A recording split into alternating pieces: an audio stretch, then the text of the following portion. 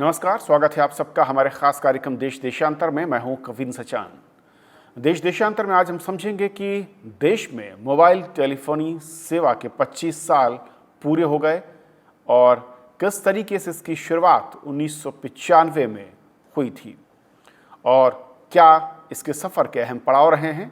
और आज जब हम खड़े हैं 21वीं सदी में और हम टेक्नोलॉजी की बात करते हैं और डिजिटल इंडिया की बात करते हैं, उसमें इसका योगदान किस तरीके से रहा है, क्या इसके आयाम रहे हैं और आगे का रास्ता और चुनौतियां क्या हो सकती हैं, और इसे समझेंगे अपने 3 बेहद खास मेहमानों के जरिए। हमारे साथ सुधीर गुप्ता सर हैं, फॉर्मर सेक्रेटरी TRAI। सर, बहुत बहुत स्वागत आपका।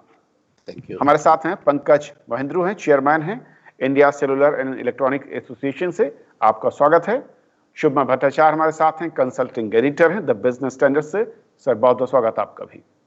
शुरुआत में गुप्ता सर आपसे करना चाहूंगा क्योंकि आपका एक लंबा अनुभव इस सेक्टर के साथ रहा है और 1995 से अगर मैं शुरू करूं उन यादों को टटोलना कि किस तरीके से शुरुआत हुई और किस तरीके से ये कॉन्सेप्ट आया, तब क्या उम्मीद दिख रही थी, किस तरीके के चैलेंज दिख रहे थे और उसे इम्प्लीमेंट करने को लेकर क्या खाका और कितना मुश्किल या आसान नजर आ रहा था तब के वक्त में? मैं उससे 4 साल पहले से शुरू करना चाहूँगा।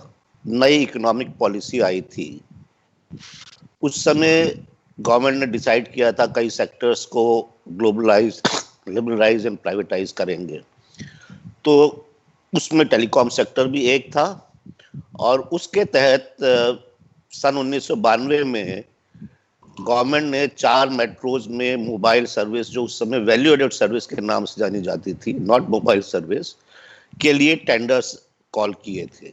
और ये डिसाइड हुआ था कि 2-2 ऑपरेटर्स हर 4 मेट्रोज में लाइसेंस दिए जाएंगे। फिर 1-1.5 साल का कोई लिटिगेशन कोर्ट में चला और फाइनली नवंबर 94 में जाके गवर्नमेंट ने लाइसेंसेस दिए और उससे जो पहली कॉल हुई थी वो 31 जुलाई 1995 से शुरू हुई। तो ये तो शुरुआत हुई, पर जो ये 25 साल की लंबी जर्नी है, इसको मैं बेसिकली 3 पार्ट में डिवाइड करना चाहूँगा। पहली तो मैं बोलूँगा कि 1995 से 2008, दूसरी 2008 से 2016 और तीसरी 2016 से आज की डेट तक। क्या हुआ कि लाइसेंस तो दे दिए गए, पर उस समय यदि जिन लोगों को याद हो या जो उस समय यूज किया हो मोबाइल, टैरिफ हमारा था 8 रुपये 40 पैसे पर मिनट और ये गवर्नमेंट का डिसाइडेड टैरिफ था। और इनकमिंग कॉल के भी हमें पैसे लगते थे। तो एक कॉल के 8 रुपये 40 पैसे करने वाला देता था और 8 रुपये 40 पैसे रिसीव करने वाला देता था। तो उसके का, और दूसरा क्या हुआ था कि जो ऑपरेटर्स ने जो लाइसेंस लिए थे उन्होंने बहुत हाई बिड की थी, तो जाके 1999 में करीब करीब सभी ऑपरेटर बैंकरप्ट हो रहे थे। 1999 एक बहुत बड़ा लैंडमार्क है हमारे टेलीकॉम सेक्टर की जर्नी में जी। और तब गवर्नमेंट ने बहुत अधिक बोल्ड डिसीजन एक लिया था, जिसको CAG और बहुत लोगों ने उसकी रेसिस्ट किया था। और उन्होंने सभी ऑपरेटर्स को अलाउ किया कि वो जो फिक्स फी जो उन्होंने बिड की थी उसके जगह रेवेन्यू शेयर पे माइग्रेट कर जाए। और मैं कहूँगा वो हमारे सेक्टर का सबसे बड़ा डिसीजन था, जिसके कारण कि आज हम जो देख रहे हैं कि इतना फला फूला हो गया है सेक्टर, वो डिसीजन नहीं होता तो शायद ये सेक्टर ये नहीं होता। उसके बाद दूसरा जो बड़ा एक पड़ाव आया हमारे सेक्टर के डेवलपमेंट में, वो था 2003 में। 2003 में जब कुछ और दूसरे नए लाइसेंसेस आए, तो उसमें एक लाइसेंसी था जो आप सभी जानते हैं, रिलायंस। उनका मानसून हंगामा शायद आप सबको याद हो। 500 रुपये में उन्होंने WLL फोन दिए थे और कॉल चार्जेस 1 रुपये आ गए थे।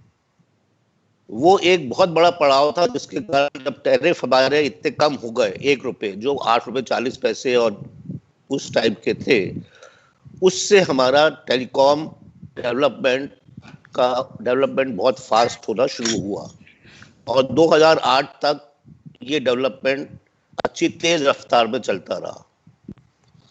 फिर 2007 या 8 में गवर्नमेंट ने नए लाइसेंस दिए और सबको याद हो कि वो 2G स्कैम के नाम से एक बहुत बड़ा हंगामा हुआ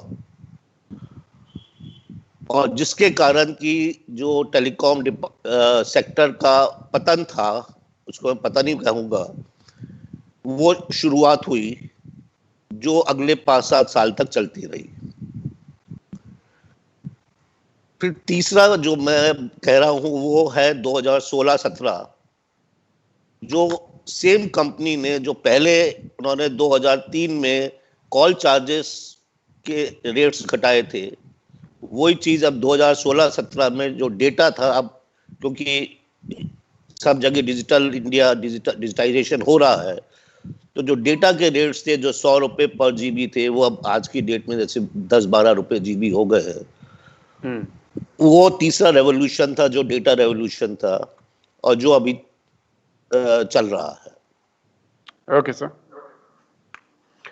जिस तरीके से बताया गुप्ता सर ने पंकज जी, और 1995 से लेकर अगर 2020 तक के सफर में देखें तो ऐसा लगता है कि इस सेक्टर में कंपनियों के आने और उनके इससे बाहर जाने में कई बार ग्राफ ऊपर और नीचे आया है, चाहे वो रेट्स को लेकर हो, पॉलिसी को लेकर हो, या फिर कंज्यूमर के दूसरे मसलों को लेकर रहा हो। किस तरीके से देखते हैं 1995 में जब यहाँ पर आधारभूत सेवाओं के नजरिए से इस सेक्टर को देखा जा रहा था, और उसके उस रोल को आप लोगों ने कैसे एक्सपेंड किया है 2020 तक के अगर हम सफर को देखें तो? मैं पहले 5 साल तो कंज्यूमर था, सिर्फ बिजनेस कंज्यूमर, और जो मेरा पहला बिल आया था, मैं दूसरा या तीसरा कंज्यूमर था मोबाइल फ़ोन का। तो मेरा जो पहला जो फ़ोन था वो 42,000 रुपये का था और मेरा पहला बिल आया था 1,30,000 रुपये का। तो पहले ही दिन जब मैंने मोबाइल यूज़ किया तो उस शाम को मैंने मोबाइल की वजह से 10 लाख रुपए बचा लिया था। मोबाइल फ़ोन जो इंडस्ट्री है उसको आप जैसे गुप्ता जी ने उसके सेक्शंस में बांटा, तो 1995 से लेके 2002 में ये मोबाइल फ़ोन ज़्यादातर ग्रे मार्केट में होते थे क्योंकि हमारी ड्यूटीज़ बहुत हाई थी। 27, 28, 40% तक ड्यूटी थी। कंप्राइजिंग जो हमारा सेल टैक्स होता था वो 12% से लेके 20% और इंपोर्ट ड्यूटीज़ बहुत हाई थी। तो 95% ग्रे मार्केट थी।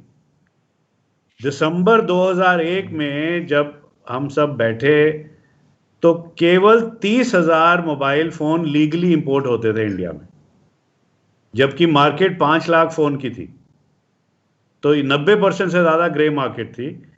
ये सारे मुसाफिर खाना, गफ़ार मार्केट, यहाँ पे ग्रे मार्केट में फ़ोन बिकते थे। तो फिर उस वक़्त जैसे ये 99 में एक बड़ा डिसीजन हुआ था, एक बहुत बड़ा डिसीजन लिया कि ड्यूटीज़ को एकदम नीचे कर दिया जाए। तो पहली बारी ये भी वाजपेयी जी के टाइम पे हुआ कि ड्यूटीज़ एकदम डाउन कर दी।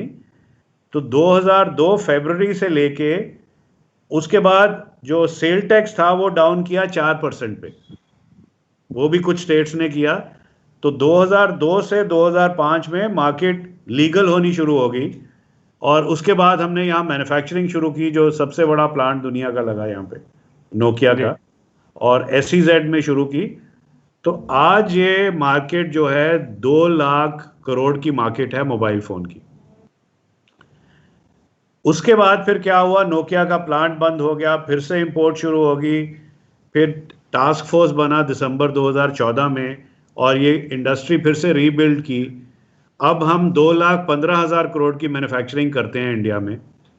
97% जो मोबाइल हैं वो अब इंडिया में मैन्युफैक्चर होते हैं और हमारी लास्ट ईयर 27,000 करोड़ की एक्सपोर्ट है मोबाइल फ़ोन की। और अभी प्रधानमंत्री ने एक अनाउंसमेंट की अक्टूबर 2018 में कि हम वर्ल्ड में नंबर 1 मोबाइल मैन्युफैक्चरिंग नेशन बनेंगे। अभी हम नंबर 2 हैं, चाइना नंबर 1 है, पर चाइना का शेयर है 75%, हमारा शेयर है 15%। तो नंबर 1 का मतलब है हमें 50% क्रॉस करना है। इसीलिए बहुत लैंडमार्क पॉलिसीज इंट्रोड्यूस हुई हैं, और अब हमारा 2025 तक टारगेट है 190 बिलियन की मैन्युफैक्चरिंग, यानी कि 14 लाख करोड़ की मैन्युफैक्चरिंग, अब से 7 गुना ज़्यादा। जाहिर है कि वो ज़्यादातर माल एक्सपोर्ट होगा, तो दुनिया की सारी कंपनीज अब यहाँ से एक्सपोर्ट करेंगी, ऑलरेडी कर रही हैं, जैसे एप्पल है, सैमसंग है, ये सब कंपनियां एक्सपोर्ट करेंगी। और जो सबसे इम्पॉर्टेंट चीज़ है कि एक इंडियन चैंपियंस की एक पॉलिसी बनी है सेपरेट, जिसमें कि जो इंडियन कंपनीज को बढ़ावा देना कि ये एंट्री लेवल मोबाइल फोन्स में बहुत बड़ी कंपनीज बन जाए। उसके बाद एक बीच में एक और बहुत सिग्निफिकेंट एक 3-4 चीज़ें बहुत सिग्निफिकेंट हुई। 29 जून 2007 को स्टीव जॉब्स ने आईफोन लॉन्च किया, और उसी साल में एंड्रॉयड सिस्टम लॉन्च हुआ, जो कि फ्री था, it was available to everybody. तो पहले जो था कि आपको सॉफ्टवेयर, जो ऑपरेटिंग सिस्टम खरीदना पड़ता था, उससे स्मार्टफोन मार्केट इतनी प्रॉस्पर नहीं हुई थी।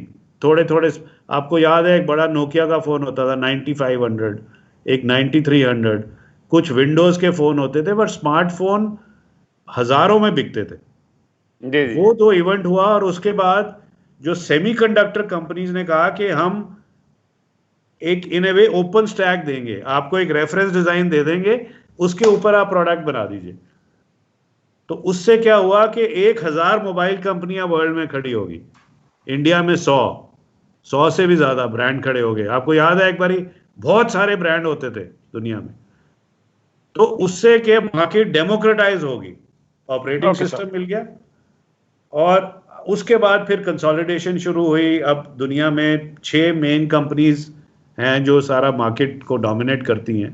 मैं इस पॉइंट पर भी आऊंगा, इसको थोड़ा सा और विस्तार से समझना चाहूंगा, लेकिन उससे पहले शुभमय, अगर भारत की आज की स्थिति को देखें और जब विकास के पायदान पर जिस तरीके से हमने छलांग लगाई है, उसमें टेलीफोनी मोबाइल सेवा का योगदान कैसे दिखता है। और 1995 के बाद कई सारे जानकार ये कहते हैं कि मोबाइल सेवा ने भारत की रफ्तार को न सिर्फ बढ़ाया, बल्कि जो खाई थी अलग अलग सेक्टर में, मैं कहूँ कि देश के अलग अलग राज्यों में, या फिर अमीर और गरीब या योजनाओं के लिहाज से, उसको भी इसने तेजी के साथ पाटने का काम किया, उसको भी इक्वलाइज करने का काम इसने बहुत तेजी के साथ किया है।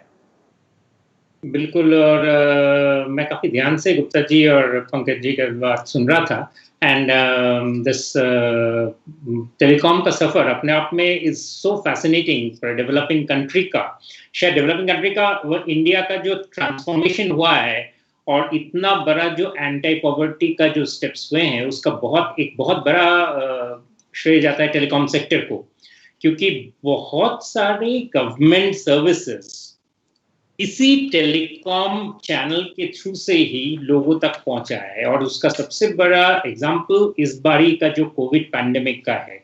इनफैक्ट 25 साल का जो ये सफर है, इस सफर का शायद एक बहुत बड़ा एक पड़ाव इसी साल बन गया है कि किस तरह से हमारे ये जो टेलीकॉम बैकबोन इंडिया में एक कोलैप्स हो सकता था आपका से कुछ साल पहले, अगर इस तरह का पैंडेमिक इस तरह से फैल जाता, अगर ये बैकबोन हमारे पास तैयार नहीं होता। हम अगर देखें कि जिन जिन चीजों को सरकार ने इस्तेमाल किए हैं, मनी ट्रांसफर, इंफॉर्मेशन देना, लोग आपस में एक दूसरे से बात करके इस पर इंफॉर्मेशन लेना, क्योंकि मिस इन्फॉर्मेशन जहां तक है उससे कहीं ज्यादा हुआ है लोगों के पास की खबर आई है कि कौन सी जगह पे किस तरह का सेफ्टी प्रिकॉशंस, दुनिया भर के चीजें, ये सारे पॉसिबल हुए हैं इसी टेलीकॉम एक्सपेंशन से। तो डेफिनेटली 25 साल का शायद सबसे बड़ा एक डेमोन्स्ट्रेशन इफेक्ट अगर हम मांगे तो पिछले कुछ महीनों का जो सफर रहा है, वो मैं कहूंगा इज द मोस्ट इम्पोर्टेंट। और इन सभी चीजों को पॉसिबल क्या है, एक चीज जिसके पॉलिसी में शायद हम शुरुआत के बाद चूक गए कहीं पे, लेकिन वो था स्पेक्ट्रम। एंड ये वाला प्रॉब्लम जो है इसका, इस चीज को जहां पे हम पंकज जी से बता रहे हैं कि टेलीकॉम ये मोबाइल मैन्युफैक्चरिंग के क्षेत्र में हमने शुरुआत में ध्यान नहीं दिया था, लेकिन धीरे धीरे बढ़ते हुए अभी हम काफी बड़ी छलांग लगाने के पोजीशन पे आ चुके हैं। गुप्ता जी बता रहे थे कि किस तरीके से हमने डिफरेंट पॉलिसीज लाए थे, लेकिन सारे पॉलिसीज 1999 के बाद एक चीज पे फंस गए और वो था स्पेक्ट्रम का आवंटन। और इस वजह से टेलीकॉम में जहां पे हमारा बहुत बड़ा एक्सपेंशन हुआ है, साथ में जितने सारे जिसे कहते हैं प्रॉब्लम्स, उसका जड़ वहीं से है। और अगर हम उसी तो जो गुप्ता जी जो बता रहे थे डेट्स में, उसी के साथ मैच कर रहा था कि उसके साथ उसी वक्त जो टेलीकॉम के जो स्पेक्ट्रम एलोकेशन पॉलिसीज हैं वो किस तरह से हर बारी थोड़ा सा वीक होते गए, डगमगाते गए, और उस वजह से हमारे पास 2013 में बहुत बड़ा टेलीकॉम 2G का प्रॉब्लम जो आया। हम कह सकते हैं कि वो स्कैम था नहीं था वो अलग बात है, लेकिन ये जरूर है कि आज टेलीकॉम ऑपरेटर्स जो इस्तेमाल कर रहे हैं स्पेक्ट्रम भारत में, वो दुनिया में किसी भी टेलीकॉम ऑपरेटर से एक तो कम है उनके पास स्पेक्ट्रम की कैपेसिटी। दूसरी बात यह है कि वो ओवर प्राइस्ड हो गया है, और तीसरी बात यह है कि हम जब 5G के तरफ हम लोग जब आगे बढ़ रहे हैं तो फिर से उन सारे चीजों को फिर से जैसे कहते हैं रीओपन करने का जरूरत पड़ रहा है।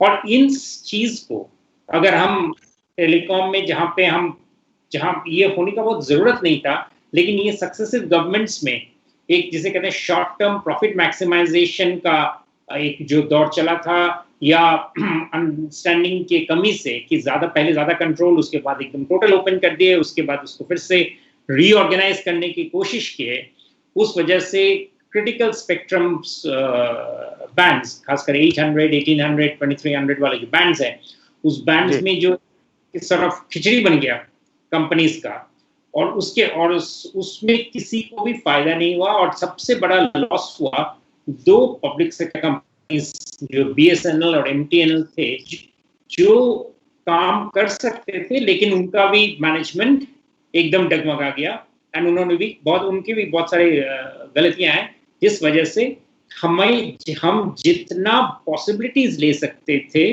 वो पॉसिबिलिटीज से हम अभी भी वीकनेस में हैं।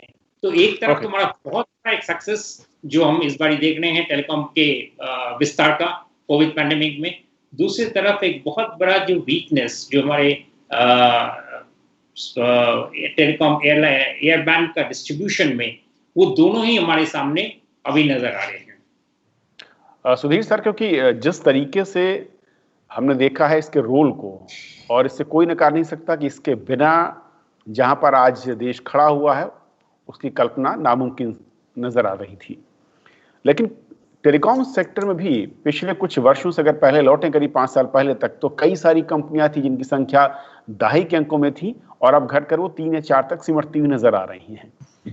जो नीड हमारी है और जो डिमांड इस वक्त कंट्री में है इस सेक्टर से, उस नजरिए से आगे का रास्ता और उसके चैलेंजेस किस तरीके से नजर आते हैं। और कुछ लोग कहते हैं कि इस सेक्टर में काफी ज्यादा स्ट्रेस है कंपनियों के लेवल पर, या फिर जो इंफ्रास्ट्रक्चर में इसके लिए निवेश चाहिए वहां पर भी काफी ज्यादा दबाव है। देखिए, मैं पिछले 15 साल से, जब मैं रेगुलेटर था, मैं तब से देखते आ रहा हूँ, मेरे ख्याल से 2003 से हर साल सेक्टर या ये कंपनियां ये रिक्वेस्ट करती हैं गवर्नमेंट को, रेगुलेटर ने भी कई बार रिक्वेस्ट की कि जो ये लेवीज है इनको जरा कम किया जाए जिससे कि हमारी हेल्थ ठीक हो। 15 साल हो गए, अभी तक हर साल वही का वही होता है, और आज की डेट में भी वही की वही लेवीज है। हमें अपनी सोच को बदलना पड़ेगा। एक तरफ तो हम कहते हैं कि digital India, telecommunication is the backbone, बिना उसके कोई काम नहीं हो सकता वो, और साथ में दूसरी तरफ हम चाहते हैं कि उसको हम कैश काउ समझे। दोनों तो नहीं हो सकते ना। आप कहीं बिजली पहुंचाते हैं या रोड बनाते हैं या पानी पहुंचाते हैं, वहां आप प्रॉफिट लॉस देखते हैं क्या? नहीं देखते, क्योंकि इसको हम एक यूटिलिटी मांगते हैं, एक क्रिटिकल इंफ्रास्ट्रक्चर मानते हैं जिंदगी के लिए। आज की डेट में टेलीकम्युनिकेशन भी वही हो गया है। उसको हमें रेवेन्यू सोर्स की जगह रेवेन्यू जनरेटर समझना चाहिए। जनरेटर इन द सेंस कि वो एक प्लेटफॉर्म को समझना चाहिए जो बाकी सब डिफरेंट एप्लीकेशन सर्विसेज प्रोवाइड करेगा और उनसे रेवेन्यू जनरेट होगा गवर्नमेंट को। Okay. जब तक ये सोच नहीं बदली जाएगी हमारी, तो आप बताइए आज की डेट में जैसे आप कह रहे थे 10-12 से हम 3 कंपनियां बची हैं, चौथी को तो आप भूल जाइए। तो उसमें तो गवर्नमेंट ने जो पैसा वेस्ट किया है वो किया है। इन 3 कंपनी में भी एक कंपनी करीब करीब बैंकरप्ट हो रही है, बाकी 2 कंपनियां बची हैं। हम एक्सपेक्ट करते हैं कि सब कुछ हंकी डोरी हो, इंफ्रास्ट्रक्चर बहुत अच्छा हो, हमारा बहुत मजबूत हो, और कहने को जो ये कर रहे हैं उनके बारे में हम सोचना हमने बंद कर दिया है। तो इस तरह से तो नहीं हो सकता। कुछ चीजें तो आपको सोचनी पड़ेंगी, करनी पड़ेंगी कि हाँ, ये यदि हमारे पार्टनर हैं देश की प्रगति के लिए, तो इनकी भी हम हेल्प को तो सोचें। आप ये देख लीजिए, अभी जो एक AGR केस हुआ है, ये पिछले 15-16 साल से कोर्ट्स में या कहीं ना कहीं लिटिगेशंस में पड़ा था। इसमें इन लोगों की गलती थी, ऑपरेटर्स की, पर साथ में गवर्नमेंट की भी गलती थी। दोनों ने ही डिले किया ना, पर ले जाके सब बाद में पेनल्टी किसको लगी? सिर्फ ऑपरेटर्स को। तो इस तरह से जब हमारी ये सोच नहीं चेंज होगी तो हम कुछ भी कर ले। डिजिटल इंडिया इतना अच्छा प्रोग्राम है गवर्नमेंट का, हमारे प्राइम मिनिस्टर साहब का, पर वो कैसे पूरा होगा? तो मेरा ये सिर्फ है कि इस तरह की जो छोटी छोटी लो हैंगिंग फ्रूट्स है, उसको तो हम कम से कम निपटाएं, जो पिछले कई सालों से चले आ रहे हैं। पंकज जी, आपके नजरिए से, क्योंकि एक्सपेंशन देख रहे हैं, और मैं कहूँ न सिर्फ यूजर के लिहाज से बल्कि प्रोडक्शन के लिहाज से भी, अगर हम इस सेक्टर में देखें तो हम अब वर्ल्ड में टॉप पर आने की तैयारी कर रहे हैं।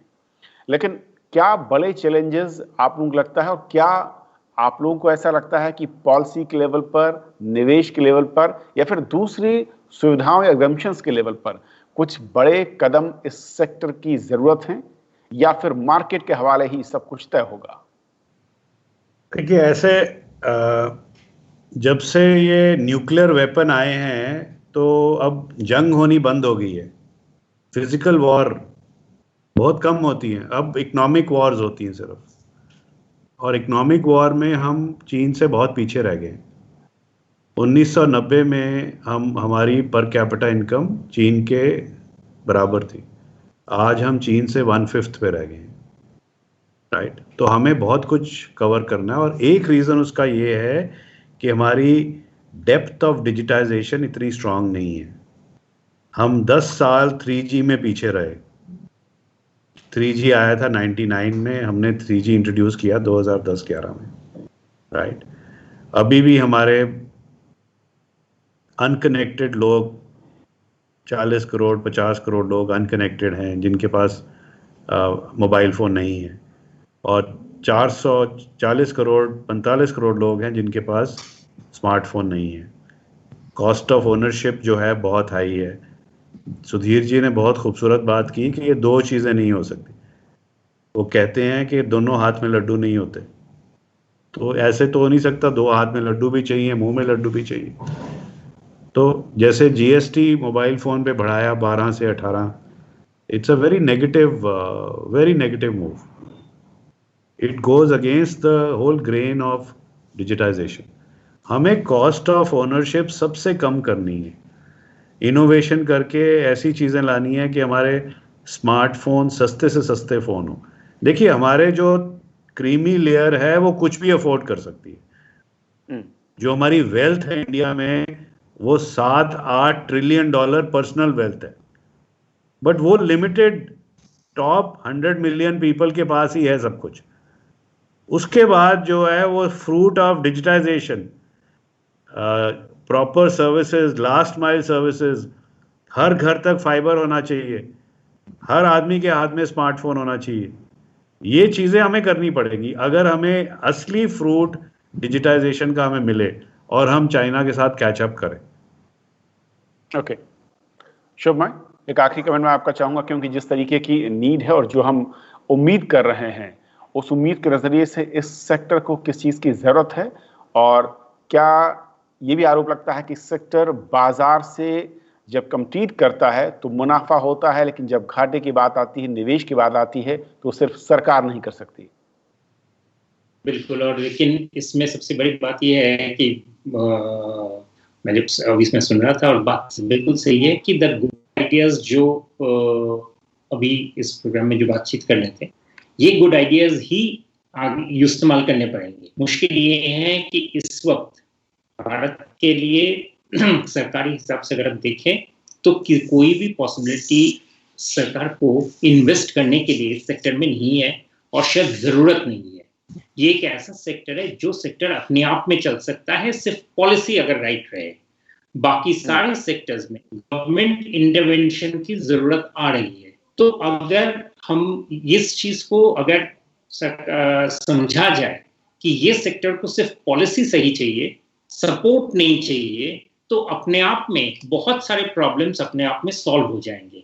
और 25 साल में इतने सारे पॉलिसी चेंजेस, इतने सारे इंटरवेंशंस किए जा चुके हैं, जिसका रिजल्ट हमने देखा है कि अगर पॉलिसी सही रहा है तो उसके बहुत सारे फायदे मिले हैं। जितने इंटरवेंशंस किए गए हैं उनके फायदे नहीं हुए हैं। तो this should be the maximum इस सेक्टर के लिए, गेट द पॉलिसीज राइट। ये सेक्टर को इन्वेस्टमेंट की जरूरत नहीं है, खासकर एक सिर्फ ब्रॉडबैंड का डिजिटल भारत नेट के सिवाय। तो अगर ये मान के अगर चले तो ये 25 साल तो वाज अ कंस्ट्रक्शनल पीरियड, अगला 25 साल can be a huge game changer Bharat के लिए। ओके सर, आप तीनों मेहमानों का हमारे साथ इस बेहद अहम चर्चा में जुड़ने के लिए बहुत बहुत शुक्रिया, और समझाने के लिए कि असल में पिछले 25 साल में मोबाइल टेलीफोनी किस तरीके से आई, कितने उतार चढ़ाव के बाद इसने अपने विस्तार को देखा है और देश को इसका लाभ मिला है। लेकिन आगे इसका दायरा बढ़ेगा, इसकी मांग बहुत ज़्यादा है, और उस नज़रिए से किन कदमों की और किस तरह की पॉलिसी की ज़रूरत है। आज फिलहाल इतना ही। नमस्कार।